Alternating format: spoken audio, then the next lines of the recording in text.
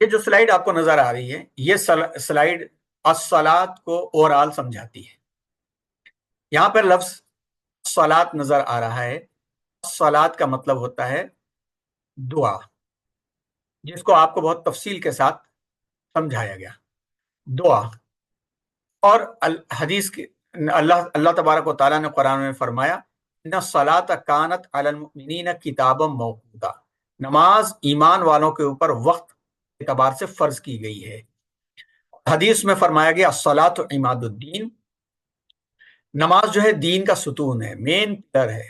من اقامہ فقط اقام الدین، جس نے نماز کو قائم رکھا، نماز کی پابندی کیا، اس نے دین کو قائم رکھا، یعنی اس کی زندگی میں دین قائم رہے گا۔ من ترکہ فقد ہدم الدین، جس نے نماز کو چھوڑ دیا اس نے دین کو گرا دیا۔ جس کی زندگی میں نماز باقی ہے، پابندی ہے اس کی زندگی میں دین ہے۔ اس کی زندگی میں نماز نہیں ہے، اس کی زندگی میں دین نہیں ہے۔ جس گھر میں نماز ہے اس گھر میں دین ہے، جس گھر میں نماز نہیں ہے اس گھر میں دین نہیں ہے۔ اسی کو الصلاۃ کہا گیا، جس کو اردو میں ہم نماز کہتے ہیں، اور جس کو دا پریئر کہا جاتا ہے، لیکن پریئر کہنے سے نماز کا مفہوم ادا نہیں ہوتا، ہمیں نماز یا الصلاۃ ہی کہنا چاہیے۔ اگر انگریزی بھی بول رہے ہیں اور کسی انگریز ملک میں بھی گئے ہیں تو وہاں پر یہ نہیں کہے کہ I am going to for prayer, I want to pray, یہ نہیں، بلکہ کہیں I am going to perform صلاۃ کہیے، آئی ایم پرفارمنگ صلاۃ کہیے۔ تو یہ ورڈ خاص ہے، قرآن میں اس کو جگہ جگہ استعمال کیا گیا ہے، اور تقریباً 700 سے زائد جگہوں پر الصلاۃ اور اس سے جڑی ہوئی تذکرے قرآن مجید میں ہیں، جو یہ بتاتے ہیں کہ نماز دین کا سب سے اہم ایسپیکٹ اور عملی پہلو ہے۔ نماز کا ہم دیکھتے ہیں کہ نماز کا روحانی پہلو بھی ہے، اخلاقی پہلو بھی ہے، معاشرتی پہلو بھی ہے۔ نماز کا روحانی پہلو کیا ہے؟ نماز کا روحانی پہلو وہی ہے کہ اپنا دماغ لے جائیے پیچھے، جہاں پر طہارت قلب اور روح کے بارے میں پڑھایا گیا تھا۔ آپ کو جو ہے پیور یعنی طہارہ آف ہارٹ اینڈ سول پڑھایا گیا تھا، اور یہ بات بتائی گئی تھی کہ طہارت نام ہے پاکی اور صفائی اور پاکیزگی کا۔ طہارت پاکی صفائی اور پاکیزگی کا نام ہے، اور اس پاکیزگی کے اندر دل جب تک پاک نہیں ہوگا اس وقت تک گندے دل میں کلمہ بھی قبول نہیں ہوگا۔ اور دل کی پاکی اور پاکیزگی کے لیے بات آپ کو بتائی گئی تھی کہ لا الہ الا اللہ محمد الرسول اللہ کے ذریعے سے دل کو پاک کیا جاتا ہے، جس کو کلمہ طیب یا کلمہ طیبہ کہتے ہیں، اور اشہد ان لا الہ الا اللہ و اشہد ان محمدا عبدہ ورسولہ کے ذریعے سے اس کا اسٹیٹمنٹ دیا جاتا ہے، اس کا اقرار کیا جاتا ہے۔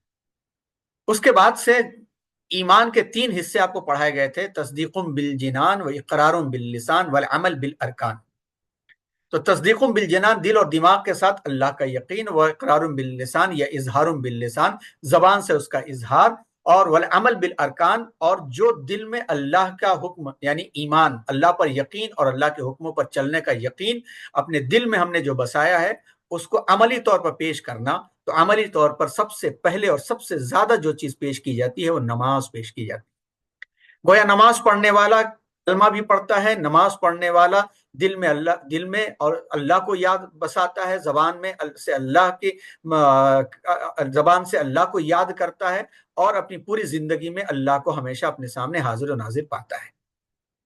تو نماز کا روحانی پہلو ہے کہ نماز پڑھنے والے کا ایمان کمزور نہیں ہونے پاتا، اور یہی نماز ہے جو ہمارے لیے وہ وعدے کو یاد دلاتی ہے جو آپ کو پڑھائی گئی تھی تفصیل کے ساتھ چیزیں، کہ سورہ اعراف کی آیت نمبر 172 میں اللہ تبارک و تعالیٰ نے الستو بربکم کہہ کر کے ایک وعدہ لیا، تو ہم نے کہا قالوا بلا، ہم نے کہا ہاں آپ ہی ہمارے رب ہیں، شہیدنا ہم اس بات کی گواہی دیتے ہیں۔ تو اللہ نے کہا تھا کہ یہ مت کہنا قیامت کے دن کہ ہم اس کو بھول گئے تھے۔ تو اس وعدے کو یاد دلانے کے لیے نماز ہی جو ہے وہ ذریعہ ہے، جس میں روزانہ 5 وقت یاد دلایا جاتا ہے، جس میں ہم اللہ سے ملنے کے لیے جاتے ہیں، وضو کا اہتمام کرتے ہیں، اور اللہ نے جو چیزیں کہیں سچائی اور سیدھے راستے کو مانگنے کے لیے تو سورہ فاتحہ سے وہ مانگتے ہیں، اور اپنے دل اور دماغ کو اللہ کی فرمانبرداری اور اللہ کے رسول کی اطاعت کے تحت لے کر کے آتے ہیں۔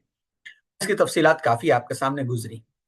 دوسرا جو ہے نماز کا مورل ایسپیکٹ، نماز کا جو مورل ایسپیکٹ ہے، اخلاقی پہلو، نماز سچے دل سے پڑھنے والا، نماز دل لگا کر کے پڑھنے والا جو ہوتا ہے اس کا اخلاق خراب نہیں ہوتا، کیونکہ ایک سچا نمازی جانتا ہے کہ وضو کر لیا تو وضو کرنے کے بعد جھوٹ بولا تو وضو مکروہ ہو جائے گا، غیبت کیا تو وضو مکروہ ہو جائے گا، بیکار کی نگاہیں ادھر دوڑائے تو وضو مکروہ ہو جائے گا۔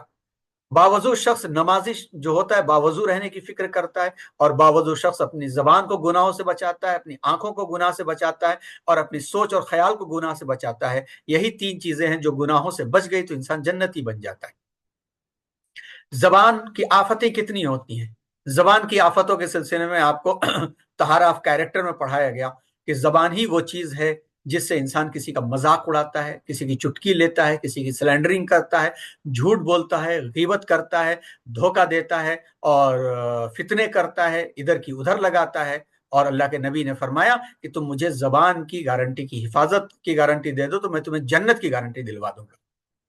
تو معلوم یہ ہوا کہ نماز پڑھنے والا جیسی نیت باندھتا ہے، آگے اور تفصیل انشاءاللہ آئے گی، جیسی وہ نیت باندھتا ہے، اللہ اکبر کہتا ہے، تو اللہ اکبر کہنے کے بعد جو تکبیر بولتا ہے اس کو تکبیر تحریمہ اسی لیے کہا جاتا ہے کہ تکبیر تحریمہ کا مطلب وہ تکبیر جس کے بعد ہر وہ چیز حرام ہو جاتی ہے جو عام زندگی میں حلال تھی، اور پورے نماز کو زندگی بنانے کے لیے کہا گیا۔ اس کا مطلب کہ اللہ نے جو کہا نماز میں پڑھنے کے لیے وہی پڑھے گا انسان۔ اللہ نے نماز میں سلام کا جواب دینے کے لیے منع کیا تو سلام کرنا اور سلام کا جواب دینا بڑی اچھی بات ہے، عبادت ہے، لیکن نماز میں نہیں ہو سکتی۔ اسی طرح سے ہماری اپنی عام زندگی کے اندر زبان کی حفاظت ایک بار ہو گئی، اچھی طرح سے ہو گئی، زبان کی حفاظت ایک بار ہو گئی تو پھر ہماری آدھی جنت تو سنور جاتی ہے۔ زبان کی حفاظت کس کی ہوگی؟ جس کی سوچ اچھی ہوگی، جس کا دماغ اچھا ہوگا۔ جس کی سوچ گندی ہوگی اس کا دماغ گندا ہوگا۔ یہ بات بار بار کہی جاتی ہے اور بار بار دہرا کے کہی جاتی ہے کہ لوگ کہتے ہیں ارے بھائی دل کا بڑا اچھا ہے، زبان کا گندا ہے۔ ایسا ہو ہی نہیں سکتا۔ برتن میں پانی رکھا جائے اور اسے گلاس میں پانی رکھا جائے اور گرایا جائے تو پیشاب گرے، ہو ہی نہیں سکتا ہے۔ برتن میں پانی ہوگا تو پانی گرے گا، پیشاب ہوگا تو پیشاب گرے گا، خون ہوگا تو خون گرے گا۔ تو دل کے اندر گندگی ہے، اس کے دل کے اندر کینہ ہے، ہاں ہمدرد ہو سکتا ہے، لیکن دل میں کینہ ہے تو کینے کی بات بولے گا۔ دل میں اگر اس کے غرور ہے تو غرور کی بات بولے گا۔ دل میں جھوٹ ہے تو جھوٹ کی بات بولے گا۔ تو معلوم ہوا کہ دل اور دماغ نمازی قابو میں کر سکتا ہے۔ دعا کر کے یہی نہ جاتا ہے ربنا آتنا فی الدنیا حسنہ، اے اللہ مجھے دنیا میں حسنہ عطا فرما، ربنا آتنا فی الدنیا حسنہ۔ دنیا کی حسنہ کیا ہے؟ کہ ہم پسند کرتے ہیں کہ کوئی ہماری غیبت نہ کرے، تو ہمیں بھی تو کسی کی غیبت نہیں کرنا چاہیے۔ ہم پسند کرتے کوئی جھوٹ بول کر کے ہمیں دھوکہ نہ دے، تو ہم کو بھی جھوٹ بول کر کسی کو دھوکہ نہیں دینا چاہیے۔ ہم پسند کرتے ہیں کہ کوئی جو ہے ہمارے ساتھ فریب اور فراڈ نہ کرے، تو ہمیں بھی فریب اور فراڈ نہیں کرنا چاہیے۔ یہی تو مانگتے ہیں کہ اللہ ابھی ہم مغرب میں حسنہ دعا مانگا تو عشاء تک جو ہے حسنہ بن کر کے ہی واپس آئیں، نماز سے نکلے حسنہ بن کر کے آئے شیطان بن کر کے، ایسا نہیں ہو سکتا۔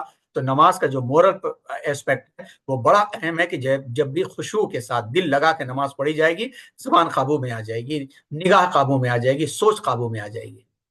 نماز سوشل ایسپیکٹ، معاشرتی پہلو بھی رکھتی ہے۔ نمازی پڑھنے والا گندا نہیں رہتا، اور جس سوسائٹی میں سارے نمازی اس طرح کی ہو جائیں تو سوسائٹی پوری صاف ہو جائے گی۔ نمازی گھر سے نکلتا ہے تو گھر کے سامنے کوڑا کچرا یا گندی نالی یا پرنالہ گر رہا ہو تو اس سے بچ کر کے نکلتا ہے۔ تو جس کے دروازے پر نالی بہ رہی ہو، جس کے دروازے پر نالا بہ رہا ہو، اگر وہ بھی نمازی ہے تو سوچے گا کہ میرے دروازے پر کیچڑ ہے اور مجھے چھینٹ پڑ سکتی ہے، تو وہ اپنی نالی اپنا پرنالہ صاف رکھے گا، اور پورا محلہ پورا گاؤں صاف رکھنے لگے تو پورا گاؤں پورا معاشرہ صاف ہو جاتا ہے، کیونکہ نماز میں اس بات کی بڑی احتیاط کی جاتی ہے، پیشاب سے بچنا، چھینٹے سے بچنا، کیچڑ سے بچنا۔ تو جب ہم خود بچیں گے تو ہم اپنے گھر کی گندگی دروازے پر نہیں ڈالیں گے۔ نمازی ہم کو یہ سکھاتی کہ سوسائٹی میں سب برابر ہیں، سب برابر ہیں، سوسائٹی میں کوئی اونچا نیچا نہیں ہے۔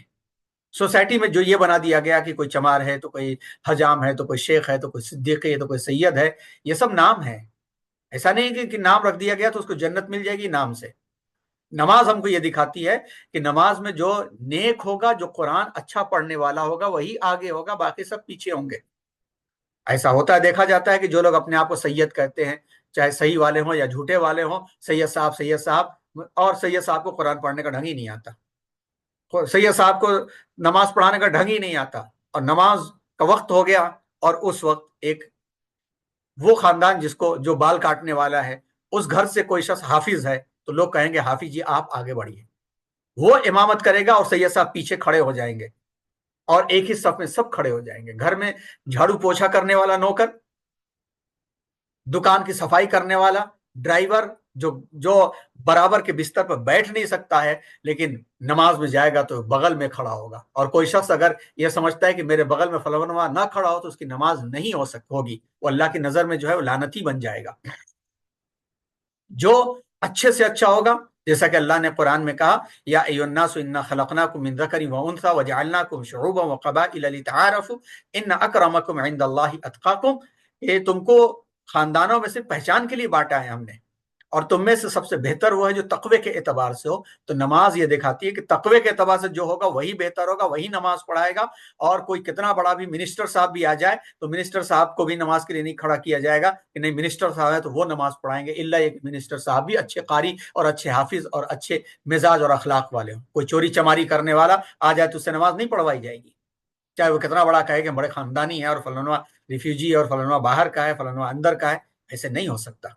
तो नमाज का जो पहलू है वो माशरती पहलू है कि नमाज बराबरी सिखाती है, नमाज तहारत सिखाती है, पाकीज़गी सिखाती है, नमाज बराबरी सिखाती है, और मिलजुल कर कंधे से कंधा इसलिए सटाया जाता है ताकि सब मेलजोल सिखाती है। नमाज नमाज मेलजोल सिखाती है, और माशरे के अंदर मेलजोल बढ़ गया तो वो गांव बड़ा अच्छा समझा जाता है। उस गांव में किसी घर में कुछ हो गया तो पूरा गांव आ जाता है। कोई डरता नहीं कि हम घर बंद करके चले जाएंगे तो हमारा घर कोई लूट लेगा, कहेगा नहीं हमारा गांव देख लेगा, हमारा मोहल्ला देख लेगा, क्योंकि मेलजोल जिसमें अच्छा होता है। और इसी तरह से नमाज सलामती सिखाती है, क्योंकि नमाज में हर 2 रकात या 4 रकात के बाद अस्सलामु अलैकुम व रहमतुल्लाह, अस्सलामु अलैकुम व रहमतुल्लाह, दोनों तरफ सलाम फिरवाया जाता है। किसको सलाम करवाया जाता है? ये बाजू वालों को भी करवाया जाता है। फरिश्तों को सलाम की जरूरत नहीं है, वो नूरानी मखलूक है। जो इधर वाले हमारे घर के लोग या हमारे पड़ोस के लोग हैं उनको इधर वाले, बल्कि पूरी इंसानियत, मुस्लिम गैर मुस्लिम सबके हक में, पीछे वालों को तो नमाज सलामती की दुआ सिखाती है। तो अगर सोसाइटी में एक दूसरे से लोग खुश रहें, सलामती रहे, माशरा जो है रूखी सूखी खाएगा लेकिन खुश रहेगा। रोज मुर्ग मुसल्लम पके और लड़ाइयां होती रहे तो गले से उतरता नहीं है। तो मालूम हुआ सच्चाई के साथ नमाज पढ़ने वाला जो होता है, सच्चाई के साथ नमाज पढ़ने वाला, उसकी रूह भी पाक पाकीज़ा हो जाती है, उसकी सोच और उसकी जबान भी पाक और पाकीज़ा हो जाती है, और पूरे सोसाइटी और माशरे को भी पाकीज़गी से सबक और दर्स देता है। नमाज पढ़ते हुए इसके बावजूद भी अगर ये नहीं हो रहा है, अगर ये नहीं हो रहा है तो 2 ही वजह उसकी हो सकती है। एक तो हमारा अखलाक या हमारा रिस्क खराब है, रिस्क हराम हम खा रहे हैं जिसकी वजह से दिल मुर्दा हो गया है, या फिर जो है वो हमारे अखलाक खराब है, तो खराब अखलाक भी दिल को मुर्दा कर देते हैं, या ये कि हम दिखावे की नमाज पढ़ रहे हैं। क्योंकि जब अल्लाह का ऐलान है तो इस ऐलान में शक की गुंजाइश नहीं कि इन्ना सलाता तन्हा अनिल फहशाई वल मुनकर, बेशक नमाज बुराइयों से और मुनकरात से रोक देती है। तो नमाज बुराइयों से मुनकरात से रोकेगी कब? जब नमाज को नमाज के हक के साथ अदा करेंगे, दिल लगा करके नमाज को पढ़ेंगे। आइए अपनी नमाज को हम नमाज की तरह से और ऐसी पढ़ें जैसे कि अल्लाह के रसूल सल्लल्लाहु अलैहि वसल्लम ने कहा था। नमाज अल्लाह की बंदगी और अल्लाह की इबादत वो है जिसको कई किस्मों में तकसीम किया जा सकता है समझने के लिए और समझाने के लिए। जिसमें हिंदुस्तान के माहौल के अंदर जब नमाज हम अदा करते हैं तो नमाज के लिए कई अल्फाज हमारे लिए आते हैं जिनको हम काइंड्स ऑफ सलात के नाम से हम जानते हैं, और काइंड्स ऑफ सलात के नाम से हम इसे इंशाल्लाह पूरा करेंगे। काइंड्स ऑफ सलात के नाम से हमारे लिए ये नमाज का जो उन्वान है, एक फर्ज है। आप देखिए यहाँ पे एक फर्ज लफ्ज लिखा हुआ है, एक यहाँ पे ततव्वु लफ्ज लिखा हुआ है। इसको आइए हम समझाते हैं। असल में इस्लामी शरीयत में नमाज की किस्मों के लिए जो किस्में आई हैं, जो तकसीम आई हैं, वो 2 ही हैं। एक है सलातुल मकतूबा, सलातुल मकतूबा जिसको फर्ज कहा जाता है हमारी जबान में। दूसरी है सलातुल तव्वु, यानी वो नमाजें जो फर्ज नमाजों के अलावा हैं। फर्ज नमाज जिसको सलातुल मकतूबा कहा गया है, उसके अंदर सलातुल मकतूबा के अंदर 3 किस्म की नमाजें। फर्ज नमाजें, फर्ज नमाजों में फज्र की नमाज जो 2 रकात है, और ये फज्र की नमाज सुबह सादिक से लेकर सूरज निकलने तक, यानी सूरज की किरणें निकलना शुरू हो उससे 2 मिनट पहले तक फज्र की नमाज अदा की जाती है। जोहर की नमाज है, یہ ظہر کی نماز نصف النہار یعنی سورج بالکل سیدھا ہونے کے بعد تھوڑا سا ٹلٹ ہو جاتا ہے مغرب ایسٹ کی طرف، تو وہاں سے وقت شروع ہوتا ہے اور عصر کے قریب تک یہ جاری رہتا ہے۔ تیسری نماز ہے عصر۔ عصر کا وقت اس وقت ہوتا ہے جب سورج غروب کی طرف ڈھل چکا ہوتا ہے، اور یہ وقت بہتر وقت وہ ہوتا ہے کہ جب سورج کو آنکھ بھر کے دیکھا جا سکے، اور مجبوری میں سورج ڈوبتے تک بھی عصر کی نماز پڑھی جا سکتی ہے، لیکن بہتر ہے کہ عصر کی نماز اس وقت سے پہلے پڑھ لی جائے جب سورج کی ٹکیا جو ہے ہماری آنکھوں سے نظر آ رہی ہو، اس کے بعد مکروہ وقت شروع ہو جاتا ہے۔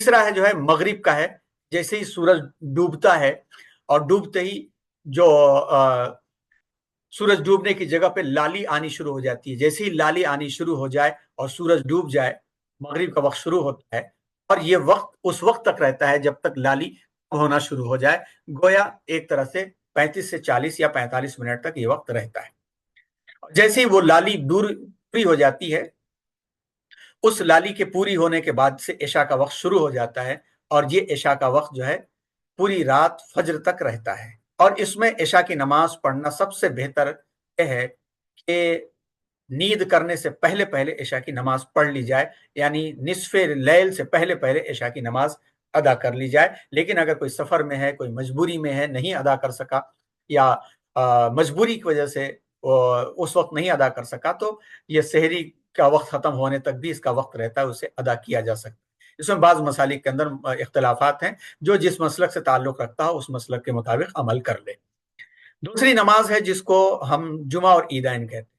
جمعہ کی اہمیت فرض ہے، بالکل فرض ہے جمعہ، کیونکہ بس فرق کیا ہے سمجھنے کے واسطے یہ کہ جو فرض نماز ہے اس کی تعریف یہ ہے کہ فرض نماز وہ نماز کہی جاتی ہے جس کو اللہ تبارک و تعالیٰ نے ہر عقل رکھنے والے، یعنی دیوانہ اور پاگل نہیں، ایسے بنا ہوا نہیں، باقاعدہ جس کو کہتے ہیں کہ نیوروٹک یا سائیکوٹک جس کو کہتے ہیں، جس کو باقاعدہ دیوانہ پاگل کہا جاتا ہے، جس کا علاج زنجیر باندھ کے کیا جاتا ہے، جس کو ہوش نہیں رہتا لباس کا، جس کو ہوش نہیں رہتا اپنے کھانے پینے کا، اس کو دیوانہ کہا جاتا ہے۔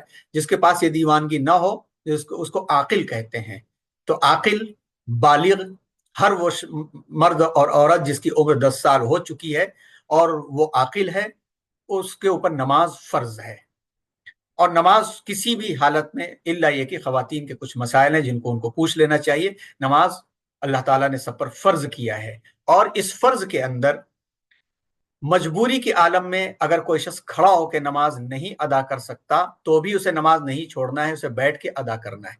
بیٹھ کر کے رکوع سجدے کے ساتھ نہیں ادا کر سکتا تو پھر جو کر سکتا ہے وہ کرے، اشارے سے ادا کرنا ہے۔ بیٹھ کر کے بھی اشارے سے نہیں ادا کر سکتا تو لیٹے لیٹے آنکھ کے اشارے سے ادا کرنا ہے۔ گھر سے باہر نکل گیا اور وہ 48 میل یعنی 72 کلومیٹر دور کے سفر کے ارادے سے نکلا اور 14 دن کے کم کے ارادے سے نکلا، تو اس کو تھوڑی چھوٹ ملتی ہے، اور وہ تھوڑی چھوٹ ملتی ہے جس کو قصر کہتے ہیں، یعنی 4 رکعت کی نماز 2 رکعت پڑھنا، فجر 2 رکعت، ظہر 2 رکعت، عصر 2 رکعت، مغرب 3 رکعت اور عشاء 2 رکعت ادا کرنا، لیکن اسے ادا کرنا ہی ہے۔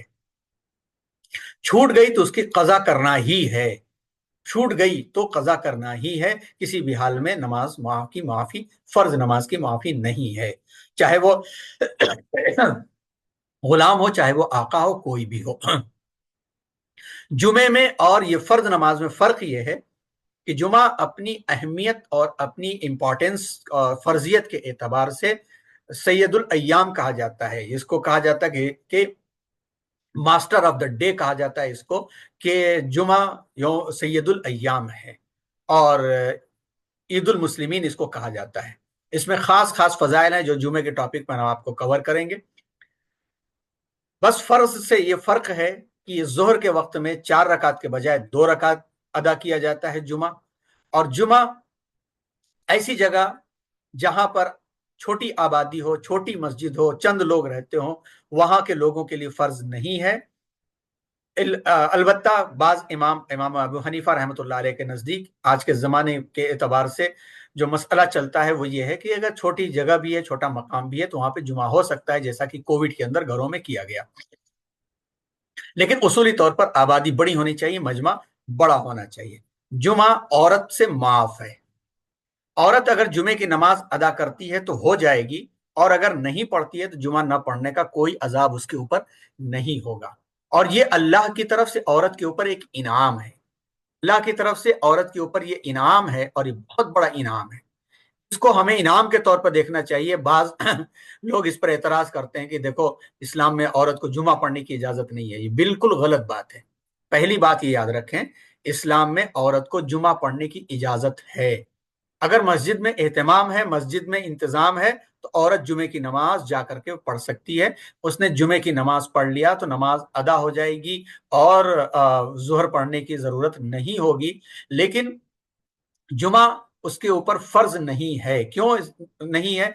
इसलिए कि जुमा एक एहतमाम का नाम है, और जुमे के लिए सुबह से तैयारी करनी पड़ती है, और जुमे के लिए अव्वल वक्त में निकलना पड़ता है, और जुमे के लवाजिमात हैं। जुमे के अंदर बैठ करके सुकून से खुतबा सुनना पड़ता है, और वो खुतबा उसमें पैगाम होता है, उसमें हिदायत होती हैं, तो लंबा एक प्रोसीजर होता है। और खवातीन जो होती हैं आमतौर पर घर के इंतजामात, घर के बच्चों के इंतजामात, अगर वो इन इंतजामात को छोड़ करके फिर बच्चों को लेकर के मस्जिद में पहुंचना फर्ज करार दिया जाता, तो कितनी औरतें होती, उनके लिए बहुत अजाब हो जाता है। अक्सर औरतें न पहुंच पाती और फिर अजाब होता। ये अल्लाह की तरफ से इनाम है कि वो जुमे का एहतमाम घर में बैठी हुई कर सकती हैं। यानी दरूद शरीफ की फजीलत उनको मिल जाएगी, सूरह कहफ की फजीलत उनको मिल जाएगी, और जब मस्जिद में खुतबे का वक्त, जमात का वक्त हो, उसी वक्त वो भी मुसल्ले पर पहुंच करके अपनी 4 रकात ज़ोहर की नमाज अदा कर लें, तो उनको भी जुमे के सवाब की फजीलत मिल जाती है। तो औरत के ऊपर जुमे की नमाज फर्ज नहीं है। मरीज, ऐसा मरीज जो हॉस्पिटल में हो या बेड रिडन हो, उसके ऊपर भी जुमे की नमाज फर्ज नहीं है। मुसाफिर के ऊपर भी जुमे की नमाज फर्ज नहीं है। अगर वो पढ़ लेता है तो अदा हो जाएगी, नहीं पढ़ता है तो उसको जुमा छोड़ने का अजाब नहीं मिलेगा। इसके अलावा जुमा अकेले नहीं पढ़ा जा सकता। फर्ज नमाज तो जमात छूट गई तो अकेले भी पढ़ी जा सकती है। जुमा छूट गया तो उसकी कज़ा भी नहीं होती। जुमा की जमात छूट गई तो 4 रकात फर्ज ही अदा करना पड़ेगा। जुमा किसी का छूट गया तो 4 रकात जोहर की नमाज कज़ा करनी पड़ेगी। जुमा फर्ज है कि अगर एक शख्स जानते बूझते जुमा छोड़ता है तो उसके दिल के ऊपर एक धब्बा पड़ जाता है। दूसरा जुमा, 3 जुमा छोड़ते छोड़ते उसके दिल के ऊपर धब्बा पड़ जाता है। और जो शख्स मुसलसल जुमा छोड़े तो उसके दिल के ऊपर धब्बा पड़ जाता है, दिल स्याह हो जाता है, जिसको रत्नुन कहा जाता है, यानी सड़ जाता है। और दिल एक मरतबा रूहानी तौर पर सड़ गया तो फिर वो, इसका ईमान एक नाम का ईमान रह जाता है। यही वजह है कि हमारे बड़े इस बात की सबसे ज्यादा फिक्र करते थे कि मुसलमानों के इदारे होने चाहिए, क्योंकि मुसलमानों के इदारे नहीं होंगे तो मुसलमान अपने बच्चों को गैर मुस्लिम इदारों में डालेंगे, और उस गैर मुस्लिम इदारों में जुमा पढ़ने की उनको इजाजत नहीं होगी। तो साल भर के अंदर अगर एक एजुकेशनल देखा जाए तो साल भर के अंदर 52 जुमे आते हैं। अगर छुट्टियां उट्टियां मिला ली जाए, सारी निकाल दी जाए, तो कम से कम 40 जुमे छूट जाते हैं। और 40 जुमा जिसका छूट गया, और एक साल में 40 जुमा, एक साल में 40 जुमा उसने छोड़ा। 10 साल अगर किसी इंस्टीट्यूशन के अंदर उसने पढ़ा तो कितना छूटा? 400 जुमा उसने छोड़ दिया। अब 400 जुमा छोड़ने वाले का दिल फिर नमाज में कहां से लगेगा? इसलिए जिन इदारों में आप पढ़ते हो, मैनेजमेंट से आपको इजाजत लेना चाहिए। बल्कि जुमा पढ़ने के लिए तो उस दिन गैर हाजिरी भी की जा सके तो भी जायज है बिल्कुल। और मैनेजमेंट को अगर मिलजुल करके इजाजत तलब की जाए तो एहतमाम हो सकता है, कई जगहों पर हुआ है। वरना जुमे के दिन छुट्टी का एहतमाम करवाना चाहिए, और नहीं तो ऐसे इदारों में बच्चों को नहीं पढ़ाना चाहिए। माँ बाप जवाबदेह होंगे। इल्ला ये कि किसी मुल्क के अंदर ऐसा कानून बन जाए कि फिर इंसान कानून के अंदर गुलाम बन जाए, तो गुलाम के ऊपर भी जुमा नहीं होता। अल्लाह का फजल है, अभी ये हालात नहीं आए हैं, और ये हालात जब आएंगे तो दूसरे बहुत सारे कवानीन बदल जाएंगे। लेकिन आज के तक के हालात में ये गलती हमारी ही है कि हमने दुनिया का सारा काम किया लेकिन अपने बच्चों के लिए एक इंस्टीट्यूशन नहीं कायम कर सके। तो अल्लाह के जो जवाब किसी न किसी तरह का तो देना ही पड़ेगा। अल्लाह हम सबको बचाए। जुमे के बाद वाजिब नमाजें, जुमे की अहमियत तो बता दी गई। उसके बाद वाजिब नमाजों के अंदर, यानी यानी फर्ज नमाजों के अंदर दूसरी नमाज जो है वो वाजिब नमाजें हैं। वाजिब नमाजें भी अपने माना के एतबार से जरूरी हैं। वाजिब नमाजें भी अपने माना के एतबार से जरूरी और लाजिम है, लेकिन उसमें थोड़ा फर्क है, जैसा कि अभी हमने जुमे की तारीफ में बताया। ईदैन, ईद उल फित्र और ईद उल अजहा वाजिब नमाजें हैं। और ये नमाजें जैसा कि जुमे की शर्तें उसी तरह की हैं कि ये तनहा नहीं पढ़ी जा सकती, और इसी तरह से ये नमाज छूट जाए तो उसकी कज़ा नहीं की जा सकती। یہ نماز عورت اور مسافر کے اوپر فرض یعنی واجب نہیں ہے۔ اور اسی طرح سے وطر کی نماز ہے، وطر کی نماز ایک مستقل نماز ہے۔ وطر کی جو نماز ہے وہ اس کا وقت عشاء کی نماز کے بعد شروع ہوتا ہے۔ عشاء کی نماز کے بعد کا مطلب یہ ہے کہ عشاء کی نماز پڑھ لیا اس کے بعد شروع ہوتا ہے۔ ایسا نہیں ہے کہ عشاء کی نماز کا شروع ہو گیا، پہلے وطر پڑھ لیا پھر عشاء پڑھا تو وطر ادا نہیں ہوگی۔ جس نے عشاء کی نماز ادا کر لیا اس کے لیے وطر کا وقت شروع ہوتا ہے، اور وطر کا وقت عشاء کی نماز سے شروع ہو کر کے تہجد کے ختم ہونے تک جاری رہتا ہے۔ وطر پوری رات میں کبھی بھی پڑھی جا سکتی ہے۔ وطر کا سب سے افضل وقت ہے وہ ہے تہجد کے بعد ہے۔ اللہ کے نبی صلی اللہ علیہ وسلم نے فرمایا تھا اجعلوا آخر صلاتکم الوطر، اپنی رات کی آخری نماز تم وطر کو بناؤ۔ تو تہجد پڑھنے والوں کے لیے سب سے بہتر ہے کہ وہ وطر کی نماز کو تہجد کے بعد پڑھیں۔ اب وطر کو عشاء کے ساتھ کیوں جوڑ دیا گیا؟ یہ عشاء کے ساتھ اس لیے جوڑا گیا، وہ ہندوستانی ماحول، ہندوستانی عقیدے اور اعمال کی کمزوری کی بنیاد پر ہوا ہے۔ کیونکہ ہندوستان میں عشاء کی نماز ہی لوگ نہیں پڑھتے پابندی سے، تو وطر میں کہاں، تہجد میں کہاں اٹھیں گے؟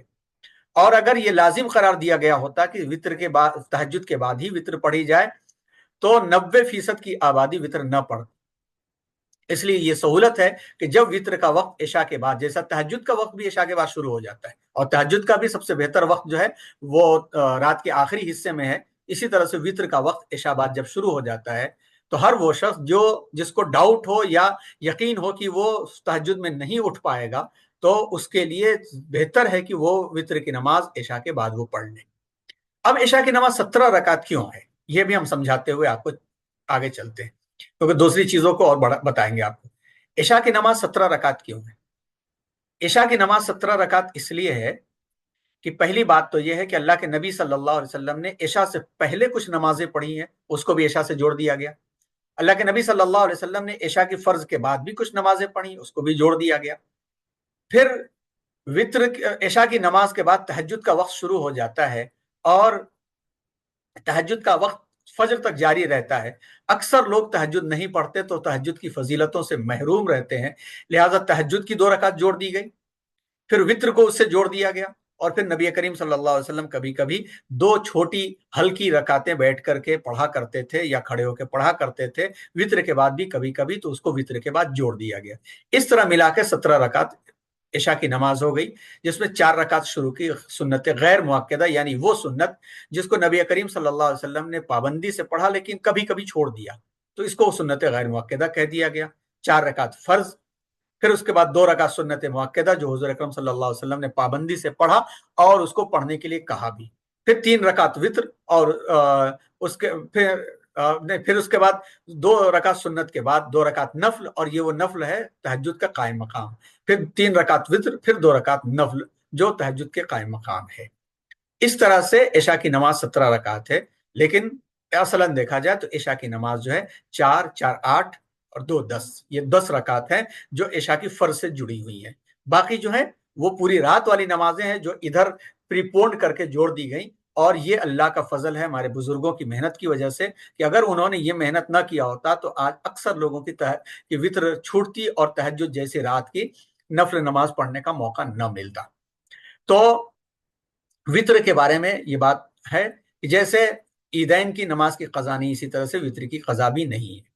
فرض نماز میں جو تیسری نماز ہے وہ ہے فرض کفایہ۔ فرض کفایہ اس نماز کو کہا جاتا ہے کہ محلے میں سے ایک شخص نے بھی ادا کر دیا تو پورے محلے کی طرف سے کافی ہو گیا۔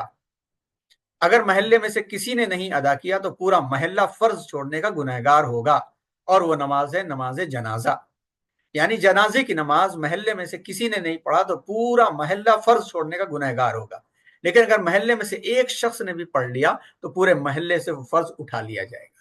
گرچہ ہمارے لیے بہتر ہے اور گاؤں اور محلہ ایسا کرتا بھی ہے کہ ایک مسلمان کا مسلمان کے اوپر جو 5 حق ہیں، ان 5 حقوق میں سے آخری حق یہ ہے کہ اس کے جنازے کی نماز ادا کرے، تو مسلمان کوشش کرتا ہے کہ نماز جنازہ اپنے گاؤں اپنے محلے کے لوگوں کی وہ ادا کرے۔ تو نماز کی قسموں میں سے جو پہلی قسم ہے وہ فرض ہے، اور فرض کی تعریف بتائی گئی، اس تعریف میں ایک لفظ اور جوڑ دیجئے کہ فرض ہے اوبلیگیشن اور لازمی چیز کا نام ہے، اور اس کا انکار کرنے والا کافر ہو جاتا ہے، اسلام سے باہر نکل جاتا ہے۔ کوئی شخص انکار کر دے نعوذ باللہ کہ وہ 5 وقت کی نماز نہیں مانتا اور ہم نہیں مانتے نہیں پڑھتے، نعوذ باللہ کوئی کہہ دے تو وہ کافر ہو جاتا ہے، شادی شدہ ہے تو طلاق نکاح ٹوٹ جاتا ہے اور وراثت ختم ہو جاتی ہے اس کی، اور جب تک وہ توبہ کر کے کلمہ پڑھ کر کے دوبارہ ایمان میں داخل نہ ہو کافر ہوگا، اگر اسی حالت میں مر گیا تو وہ کافر مرے گا، ہمیشہ ہمیشہ کے لیے جہنم میں چلا جائے گا۔ اسی لیے کبھی مذاق میں بھی اس کا انکار نہیں کرنا چاہیے۔ کیوں؟ اس لیے کہ اللہ تعالیٰ نے اس کو لازم اور فرض کیا ہے، اللہ تعالیٰ نے جو حکم دیا اس کا انکار کرنے والا کافر ہو جاتا ہے۔ تو فرض نماز کی قسموں میں آپ کو بتایا گیا، فرض، واجب اور فرض کفایہ کے نام سے تعارف کرایا گیا۔ دوسری جو قسمیں نماز کی ہیں اس میں شریعت میں جو لفظ آتا ہے تطوع، تطوع کا مطلب ہوتا ہے اللہ کی محبت میں، اللہ سے قربت کی خاطر کچھ کام اپنے دل سے کرنا، اپنی طرف سے کرنا۔ تو یہ صلاۃ التطوع جو ہیں ہمارے لیے 4 قسم کے ہیں۔ پہلے قسم کی صلاۃ التطوع وہ ہیں، پہلے 3 قسموں کی تو وہ ہیں جن کو ہمارے نبی کریم صلی اللہ علیہ وسلم نے اللہ کے لیے محبت میں کیا ہے اور ہمیں اس کو کرنے کا حکم دیا ہے، جس کو ہم سنت یا نفل کہتے ہیں۔ تو پہلی قسم ہے سنت مؤکدہ۔ سنت مؤکدہ وہ نماز ہے جس کو ہمارے نبی صلی اللہ علیہ وسلم نے ادا کیا اور اس کو ادا کرنے کا حکم دیا، تاکید کی۔ اور یہ سنت مؤکدہ فجر سے پہلے 2 رکعت، ظہر سے پہلے 4 رکعت، ظہر کے بعد 2 رکعت، مغرب کے بعد 2 رکعت اور عشاء کے بعد 2 رکعت ہیں، یعنی کل 12 رکعتیں ہیں۔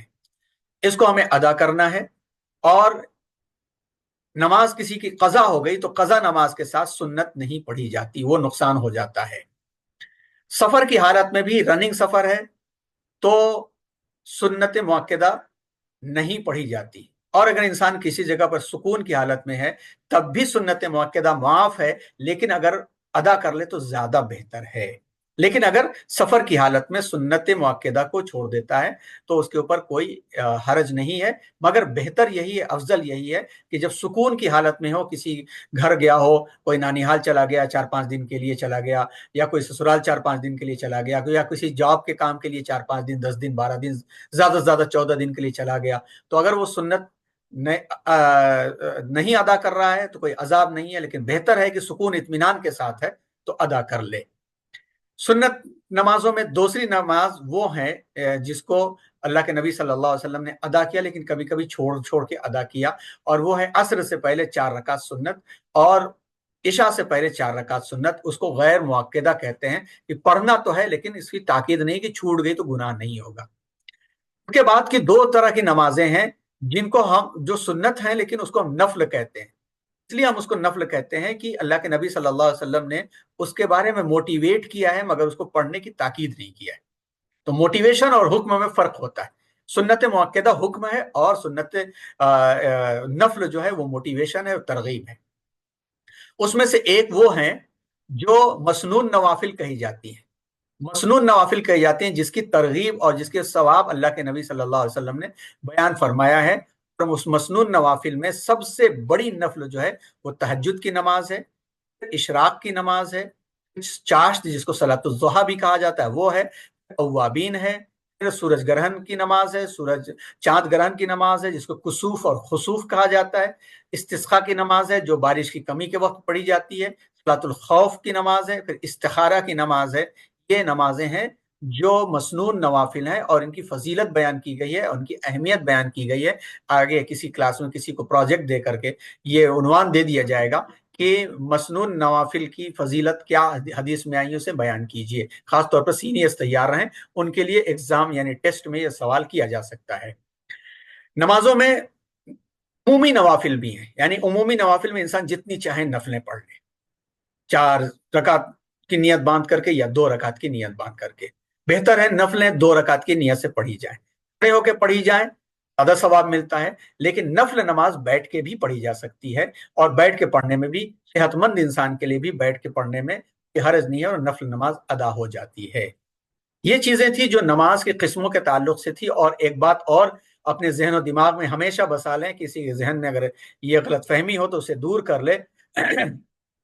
فرض نماز 4 رکعت والی یا 3 رکعت والی، 3 رکعت والی تو صرف مغرب کی ہے، فرض، اور 4 رکعت والی ظہر، عصر اور عشاء ہے۔ تو فرض نماز 4 رکعت والی یا 3 رکعت والی شروع کی 2 رکعتوں میں सूरत फातिहा के साथ कोई सूरा पढ़ना पड़ता है, आखिर की 2 रकातों में सिर्फ सूरत फातिहा पढ़ना पड़ता है।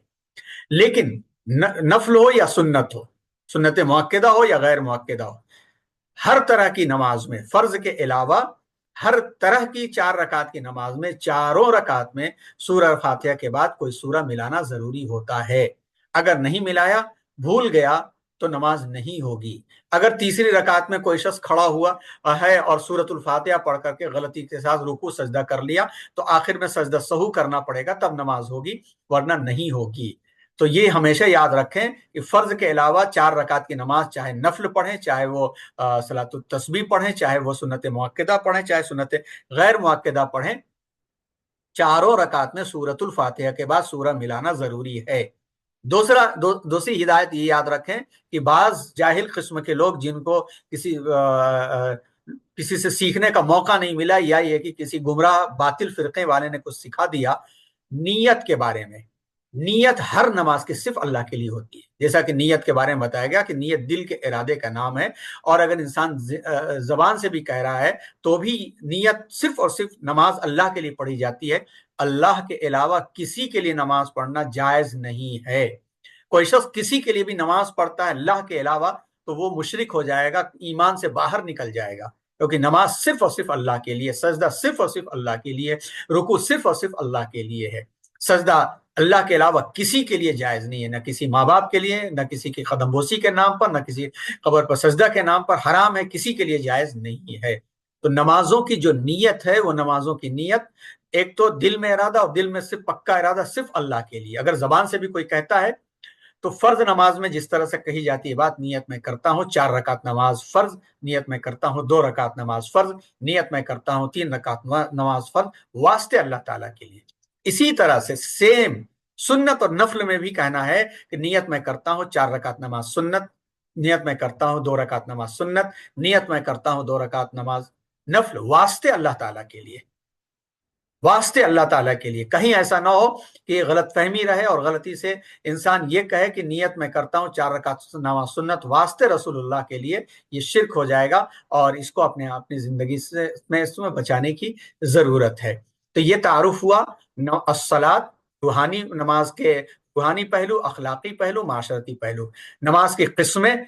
इसके बाद एक उन्वान रहेगा विजडम ऑफ अरकान सलात, नमाज के अरकान की हिकमतें, जिसमें नियत करने की क्या हिकमत है, नियत बांधने की क्या हिकमत है, तकबीर तहरीमा की क्या हिकमत है, तकबीर तहरीमा अल्लाहु अकबर के बाद सना पढ़ने की क्या हिकमत है, सूरह फातिहा की क्या हिकमत है, रुकू सजदा क़यादा और सलाम की क्या हिकमत है। ये इंशाल्लाह अगली क्लास में आपके सामने ये तफसीलात लाई जाएंगी। हमें उम्मीद है ये चीज़ें आपको समझ में आई होंगी और अपनी ज़िंदगी में इसे हमेशा बरतें, और ये पूरा डायग्राम अपनी नोटबुक पर अच्छी तरह से बनाएं, यानी A4 साइज का पेपर लेकर के बनाएं या अपनी नोटबुक के ऊपर बनाएं, बना करके खूबसूरत डिजाइन करके आप भेजिए। आपके नंबरात में ये नंबर इंशाल्लाह जोड़ा जाएगा, और जिन लोगों के डिग्री वालों के एग्जाम नहीं हुए हैं उनको ये स्क्रीन शेयर करके कोई भी सवाल किया जा सकता है, उसके लिए वो तैयार रहें और उसका जवाब देने के लिए।